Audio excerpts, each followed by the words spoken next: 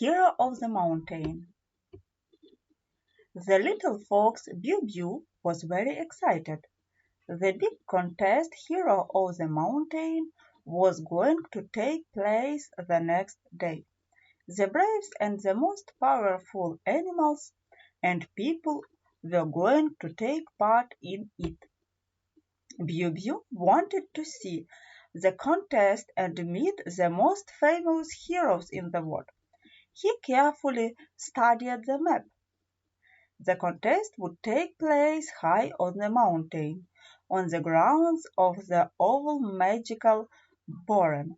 Biu was going to have a long trip the next day. That evening, Biu could not fall asleep till late at night. He was looking at the distant peak, dreaming about the contest. He was eager for the morning to come. In the morning he woke up early, brushed his teeth, and ate his breakfast quickly. He had a long way to go, so he had a good meal. The breakfast prepared by his mom was very delicious. Biu promised his mom he would be careful and come back before dark, and then he hurried to the mountain. He passed the meadows, walked around the rocky hills, and suddenly, while crossing the river, he heard someone screaming for help. Biu looked around and saw a beetle who had fallen into the river. The slope of the bank was too steep for the little beetle. He couldn't get out of the river, and here he was waving its legs and at Lenny in panic. Biu looked around for a float or a stick, but he could not find anything useful. As time was passing, Biu sank his tail into the icy water and cried out to be the beetle to grab it. In a little while the beetle was lying on the grass, drying off in the sun, exhausted but very happy for being rescued. Biu was tired as well, but he had no time for rest. He squeezed his tail, which had become heavy with water, and hurried on to the contest. Soon he saw and heard a little bunny crying sadly.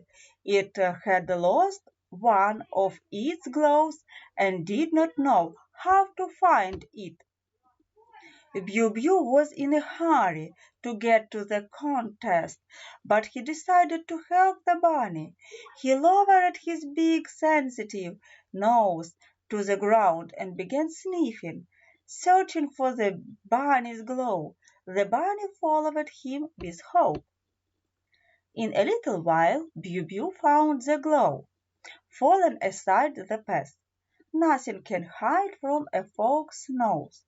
The bunny was very happy and grinning widely, hopped home with its gloves on. Biu hurried to the mountain.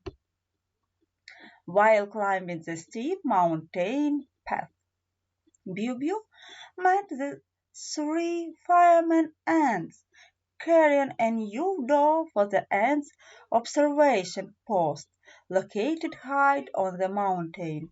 The ants looked for forest fires from there. The door was too heavy, and the trees ants gasped for breath. Biu decided to help them, thought he was already late for the contest. He looked at the heavy door, and together with the ants carried it up the mountain. Finally, they reached the observation post on the firemen ants and managed together to fix the door in its right place. The ants sat on the ground, tired and satisfied. Biu was also tired, but there was no time for rest. He continued up the path, climbing the peak. When he climbed in the peak at last, his contest was over. Broken arrows, targets, and swords were spread all over the peak meadow. But all the heroes had gone. Biu sat sadly on the ground. He so much wanted to see the contest and meet the greatest heroes in the world, but he had missed everything. Suddenly he heard a flap of wings. He looked up and saw the old magician, Boran, alight before him. "Don't be sad, Biu. You did not miss anything so interesting actually. Look, I have something special for you." And the owl gave Biu a crystal.